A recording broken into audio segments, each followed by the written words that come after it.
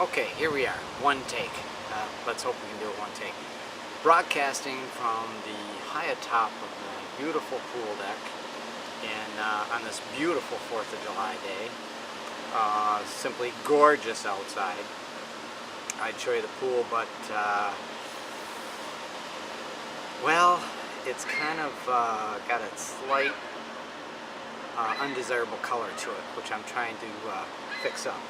Anyways, today we are going to profile and have a tasting note video on my Rye Pale Ale. And I say this in every video, it's probably the best beer I've ever made. But this one is a very good beer. It's a clone of a beer that I had down in Florida.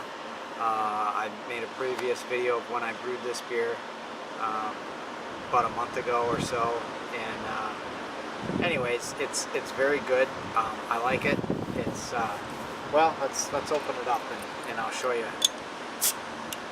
It's not exactly the same recipe as the beer that I tried to clone, and we're going to put it in a nice glass that you would normally have a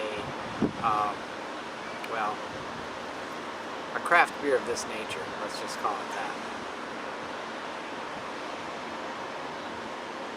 It's got a nice color, a nice foam head. It's an extract kit, but I'll tell you what, I've had some IPAs and some pale ales lately from craft breweries that aren't nearly as good as this. It does kind of create a lot of foam to it. I don't know if that's a little more uncharacteristic of a pale ale, but I don't care. I like it anyway. It's got a nice color. Let me get this in close. It's a nice medium orangish brown color, and I like it. I think it's very good. I've had well, I've gone through the first case of it. I still have a case left and a few bottles, but it's my first attempt at dry hopping. I dry hopped for 2 weeks some Australian topaz.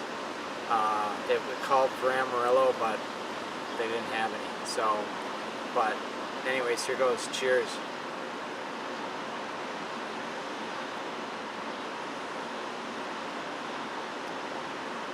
It's got the piney, citrusy flavors that you would normally get from a IPA, but it doesn't have the bite in the back end. About 35 IBUs, somewhere in there, 33, 35. I don't have really my calculations down that well. I'll probably calculate it out to the recipe, but for an extract beer, it's good. I mean, if a contest comes up, this would be one I would enter. It's that good. It's kind of has a maltiness to it, and it's got that rye in it. I don't know if that much of the rye flavor is really coming through. Maybe in an all-grain version it would, but it's got some Munich malt, some honey malt, some rye in it. But basically, it's the hop flavors: Fuggles, Magnum, East Kent Goldings, and of course dry hop with that Australian topaz. And you know, never dry hopping a beer before, creating my own recipe. This is the second recipe I've ever created.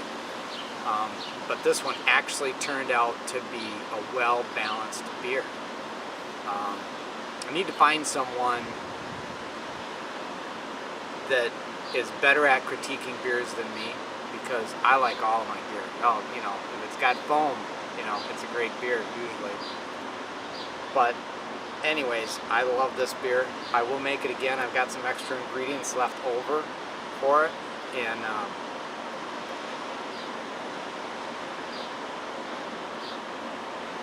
it's very good. It seems like it's in time. You know, it's still a young beer. It's, what is it, maybe a week out of the bottles. I mean, 2 weeks ago it was supposed to be ready to drink. that would have been 2 weeks in the bottle. Well, I started early, and it had enough foam at 1 week that it was drinkable, very drinkable. So it was so good that, so it's really been 3 weeks that I've been, you know, sampling this beer, and it's excellent.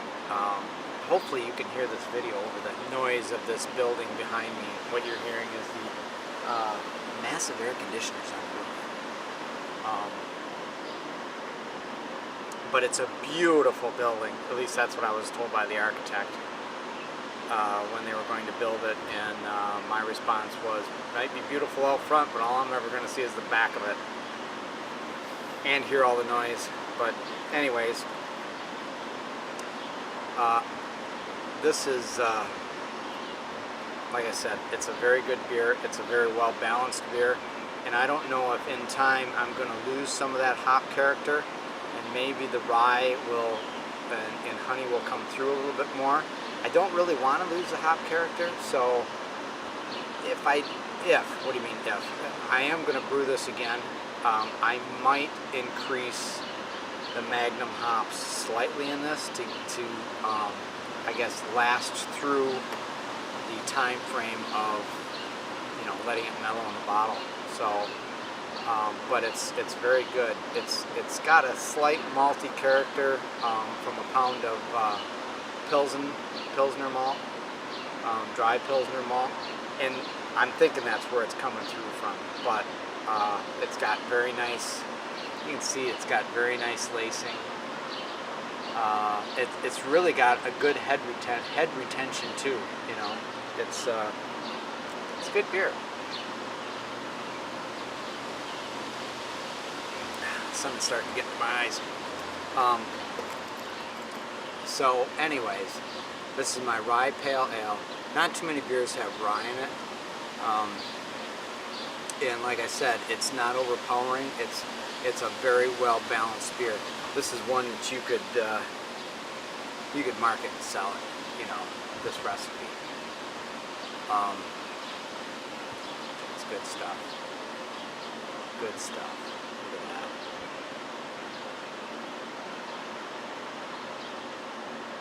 And you got to drink these beers in a nice glass. I mean, if you're gonna spend all that time making a beer, like I've said in other videos, you know, put it in a nice glass. I mean, this has keeps the flavor in it. The way the neck comes up on this, you know, when you drink it, you can get a good whiff smell of it. So, anyways, but that's my video for today. Citrusy, piney, very well balanced. I'll make it again, but I really need to find somebody with more home brewing experience that can maybe taste test this for me and see what they think. You know, I even thought of going to a local brewery and seeing if I could give the brewmaster a bottle and just see what they think. It's also pushing me towards the fact of maybe even going to an all grain, getting the equipment and trying to make an all grain version of this. But boy, I make some good beer with extract. I mean, and I save some time. It's good stuff though. Anyways, happy 4th of July. Cheers. Bye-bye.